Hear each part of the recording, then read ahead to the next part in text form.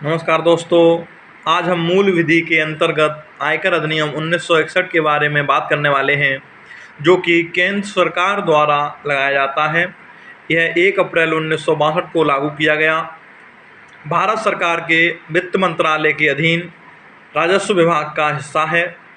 इसमें 23 अध्याय, 298 धाराएं, 14 अनुसूचियां हैं। यह सबसे बड़ा प्रत्यक्ष कर है। केंद्रीय प्रत्यक्ष कर बोर्ड सीबीडीटी द्वारा संचालित है। धारा 2 के अंतर्गत परिभाषा दी गई हैं। इसमें कृषि आय धारा 2 वन क के अंतर्गत निर्धारिती 2(7) निर्धारण वर्ष 12 माह का होता है, 1 अप्रैल से प्रारंभ होता है। धारा 2(9) निर्धारण अधिकारी 7 का आयकर की औसत दर कैसे निकालेंगे? परिकलित आयकर बट्टे कुल आयकर।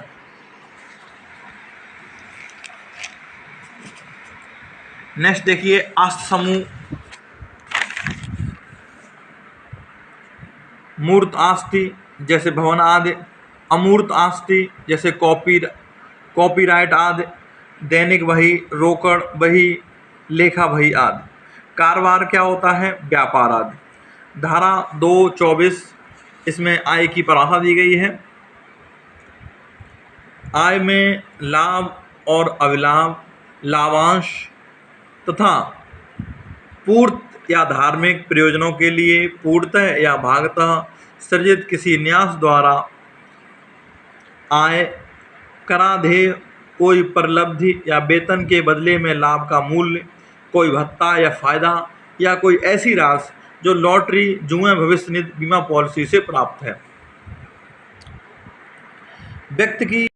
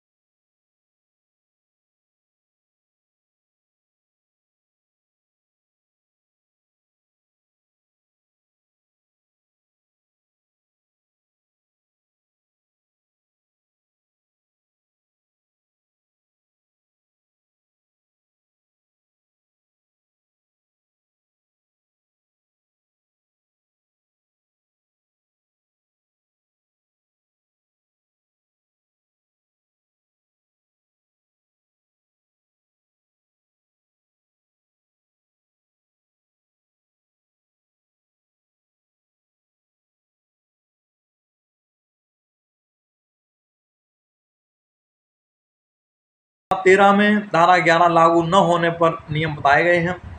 धारा 13 का राजनीतिक दल की आय के बारे में बात की गई है। धारा 13 ख में निर्वाचन न्यास द्वारा स्वैच्छिक प्राप्ति पूर्व वर्ष की कुल आय में शामिल नहीं होगा। आयकर प्रभार था आय की संगणना हेतु आय के शीर्ष वेतन, गृह संपत्ति से आय, कारोबार या वृत्तिक लाभ और अवलाभ तथा अन्य स्रोतों से आय। नेक्स्ट देखेंगे, धारा 15 आयकर से प्रभार्य वेतन, वेतन शीर्ष के अधीन। धारा 17 वेतन, परिलब्धि, वेतन के बदले में लाभ की परिभाषा। सरकारी भत्ते इत्यादि की कटौती जो वेतन के 5वें भाग या 5,000 से अधिक न होगी। धारा 23 में वार्षिक मूल्य के निर्धारण की प्रक्रिया के बारे में बताया गया है। धारा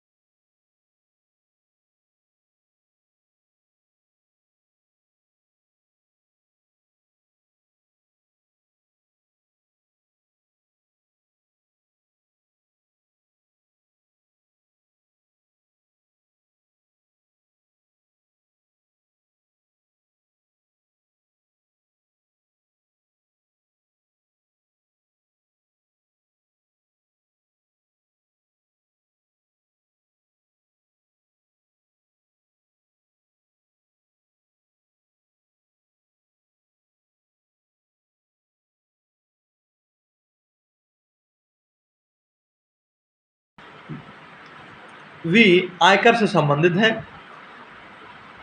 ध्यान रखेंगे इस पॉइंट को, बहुत इंपॉर्टेंट है। धारा 80 ग घ घ केंद्र सरकार की पेंशन स्कीम में नियोजित रकम की कटौती कर्मचारी की दशा में पूर्व वर्ष में उसकी सकल आय के 20% तक अज्ञात है।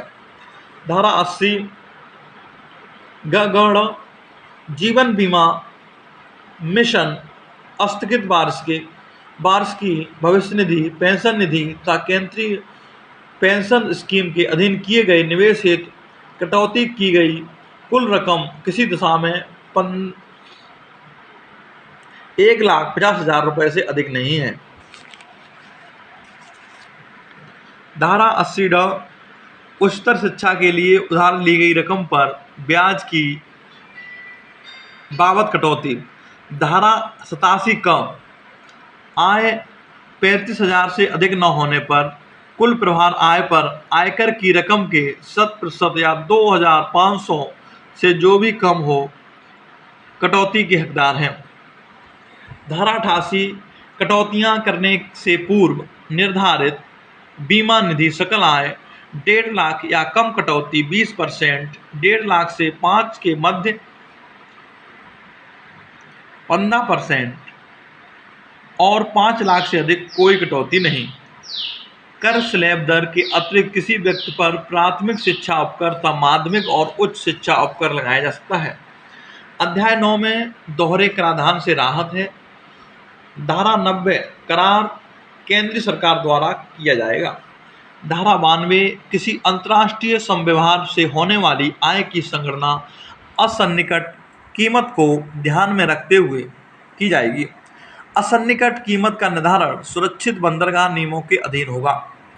अध्याय 10 में कर परिवर्तन दिया गया है। धारा 10 का में सामान्य परिवर्तन रोधी नियम दिए गए हैं। धारा 115 अड़ देशी कंपनियों पर प्रभार्य आयकर के अतिरिक्त वर्ष 2003 या पश्चात से उसके लाभांशों पर 15% की दर से अतिरिक्त कर प्रभारित किया जाएगा। कर न देने पर प्रत्येक मास या उसके भाग के लिए 1% की दर से ब्याज देने के लिए दायी होगी। कर न देने वाली कंपनी व्यतिक्रमी मानी जाती है। अनुषंगी फायदों पर करार अध्याय 12 में दिया गया है। धारा 116 में आयकर प्राधिकारियों के वर्ग दिए गए हैं। धारा 117 में आयकर प्राधिकारी केंद्र सरकार द्वारा नियुक्त होगा।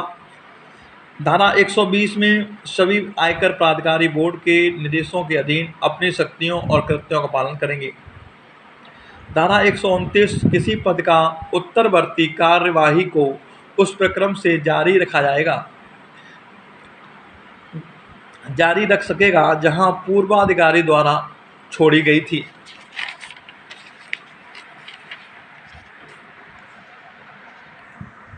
नेक्स्ट देखिए, समाधान पैनल को सिविल कोर्ट की शक्तियां प्राप्त होंगी। ये धारा 131 में बताया गया है। धारा 136 आईपीसी 193, 228, 196 के तहत न्यायिक कार्रवाई होगी। धारा 139 का स्थायी खाता संख्यांक के बारे में बताया गया है। धारा 139 ग दस्तावेज प्रस्तुत करने से अभिमुक्त देने की शक्ति बोर्ड में है। धारा 154 भूल सुधार संशोधन। धारा 159 विधिक प्रतिनिधि। धारा 162 प्रतिनिधि निर्धारती। धारा 163 अभिकर्ता। धारा 178 में किसी कंपनी का समापक या रिसीवर निर्धारण अधिकारी को 30 दिनों के भीतर अपनी नियुक्ति की सूचना देगा। निर्धारण अधिकारी द्वारा समापक को 3 माह के भीतर संदेह कर रकम दी जाएगी। अध्याय 17 कर संग्रहण और वसूली के संबंध में। धारा 190 कटौती अग्रिम संदाय द्वारा संदेह। धारा 191 प्रत्यक्ष भुगतान। अध्याय 19 रिफंड। फार्म 16 के बारे में क्या बताया गया देखिए, नियोक्ता द्वारा कर्मचारी के वेतन से काटे गए कर राशि का प्रमाण पत्र। ये बहुत इंपॉर्टेंट है, मैं बता दे रहा हूँ आपको। जो फॉर्म 16 होता है सभी को लेना पड़ता है, क्योंकि इसी के माध्यम से जो भी कर्मचारी होते हैं उनके वेतन से कर की राशि काटी जाती है। धारा 237 रिफंड यदि अदा राशि प्रभार राशि से अधिक है। धारा 239 रिफंड हेतु आवेदन पर सीमा निर्धारण वर्ष के अंतिम दिन से 1 वर्ष के भीतर, जहां निर्धारण अधिकारी निर्धारण मास के अंत से 3 मास के ठीक बाद की तारीख से रिफंड के आदेश होने की तिथि तक 15% की दर से साधारण ब्याज दे होगी। नेक्स्ट पॉइंट है, जहां किसी रकम का रिफंड निर्धारती को दे हो जाता है, वहां उक्त रकम के अतिरिक्त उस पर 0.5% की दर से साधारण ब्याज की निर्धारती प्राप्त करने का अधिकारी होगा। धारा 245 संदेह करों के प्रति रिफंड का मुजरा आयकर समझौता आयोग। धारा 245 का केंद्रीय सरकार द्वारा गठित। धारा 257 सुप्रीम कोर्ट के मामले का कथन होगा। धारा 263 के अधीन पुनरीक्षण की परिसीमा आदेश की तारीख से 2 वर्ष है। धारा 264 अन्य दिशाओं में पुनरीक्षण 1 वर्ष के भीतर सूचना या निर्देश का पालन करने में असफल रहने पर प्रत्येक असफलता के लिए 10,000 रुपये शास्ति का संदाय है। फाइल के विवरण छुपाने पर अपवंचन का प्रयास की जाने वाली राशि से कम नहीं और इसकी तिगुनी से अधिक नहीं। धारा 271 का लेखा बहियां दस्तावेज आदि बनाए रखने या रखने की असफलता पर शास्ति 25,000 रुपये होगी। किसी अंतर्राष्ट्रीय या देशी संव्यवहार की बाबत गलत रिपोर्ट या दस्तावेज देने या बनाए रखने में असफल रहने पर शास्ति संव्यवहार के मूल्य के 2% के बराबर होगी। लेखाओं की संपरीक्षा कराने में असफल रहने पर कारोबार के कुल विक्रय आवर्त या सकल प्राप्तियों के 0.5% की रकम के बराबर शास्ति या 1,50,000 जो भी कम हो दे होगी। सुसंगत निर्धारण वर्ष की समाप्ति से पूर्व आय की विवरणी देने में असफल रहने पर शास्ति 5,000 रुपये होगी, परंतु होने पर 10,000 से 1 लाख तक। प्रश्नों के उत्तर देने, जानकारी, विवरणियां या कथन देने, निरीक्षण की अनुज्ञा देने में असफल रहने पर प्रत्येक असफलता या व्यतिक्रम पर 10,000 रुपये की शास्ति होगी। 273 का के अंतर्गत शास्ति आदि घटाने की शक्ति प्रधान आयुक्त या आयुक्त को होती है। शास्ति से उन्मुक्त प्रदान करने की आयुक्त की शक्ति 273 का में बताई गई है। अपराध और अभियोजन के संबंध में अध्याय 22 में बताया गया है। धारा 132 वन फर्स्ट बी के अधीन 2 वर्ष तक का कठोर कारावास प्लस जुर्माना। धारा 275 बी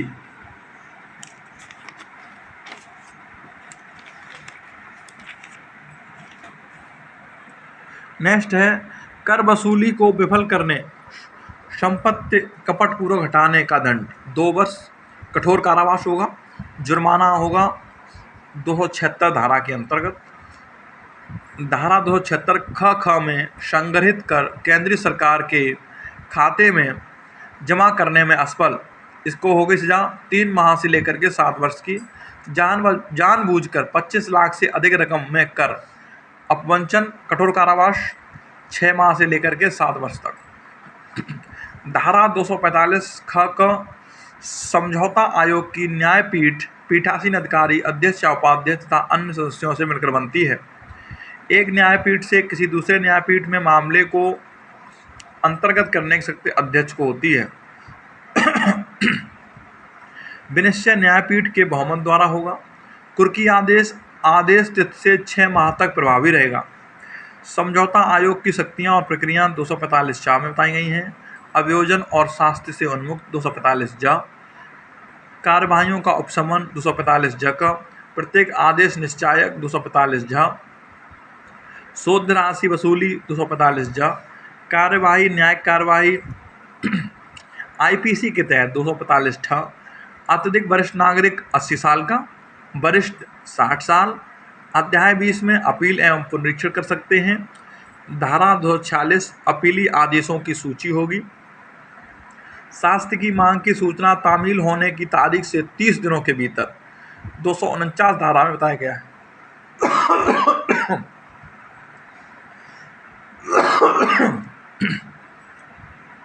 संगठित निर्धारित कुल आय 1,50,000 या उससे कम होने पर फीस 250 रुपये, 2 लाख से कम किंतु 1 लाख से अधिक पर 500 तथा आय 2 लाख रुपये से अधिक है तो फीस 1,000 रुपये देय होगी। धारा 250 अपील हेतु प्रक्रिया, धारा 251 आयुक्त की शक्ति, धारा 252 अपीली अधिकरण का गठन केंद्र सरकार द्वारा। अपीली अधिकरण में न्यायिक सदस्य तथा लेखा सदस्य होते हैं।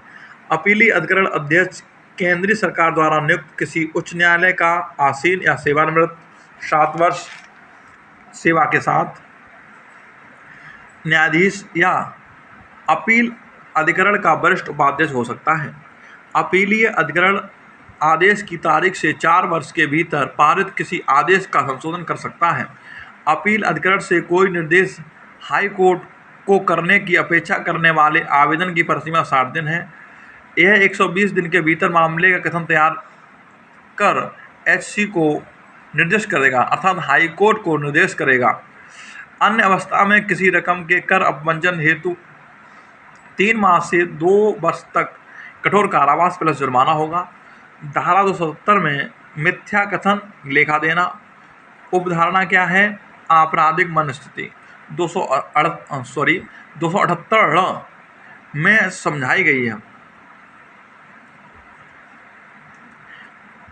विशेष न्यायालय गठन केंद्र सरकार हाई कोर्ट के मुख्य न्यायाधीश के परामर्श से करेगी। यह प्रथम वर्ग मजिस्ट्रेट के न्यायालय होते हैं। 2 वर्ष तक के अपराध का विचारण होगा। सूचना की तामील डाक या कुरियर द्वारा या सीपीसी के अधीन बेहतर रीत से या दस्तावेजों के पारेषण से की जा सकेगी। धारा 289 धन की रसीद मिलेगी। धारा 291 अभियोजन से उन्मुक्ति केंद्र सरकार द्वारा होगी। धारा 292 प्रेसिडेंसी मजिस्ट्रेट या प्रथम वर्ग मजिस्ट्रेट द्वारा विचारण होगा। CRPC 360 अपराधी परवीक्षा अधिनियम 1958 की कोई बात केवल 18 वर्ष से कम आयु के व्यक्ति के किसी अपराध की दोष सिद्ध को लागू होगी। धारा 293 कार्यवाही वर्जन। धारा 295 केंद्र सरकार को नियम बनाने की शक्ति होगी तथा यह नियम संसद के प्रत्येक सत्र में रखवाएगी। धारा 297 इनकम टैक्स एक्ट 1922 में हटा दिया गया। धारा 298 केंद्र सरकार द्वारा कठिनाइयों को दूर करने के आदेश। फॉर्म 16 TDS प्रमाण पत्र फॉर्म 26 AS। करदाता का वार्षिक टेस्ट स्टेटमेंट करदाता अपने पैन नंबर की सहायता से इसे इनकम टैक्स की वेबसाइट से प्राप्त कर सकता है। स्रोत पर कर की कटौती हो चुकी है और जमा कर दिया गया है।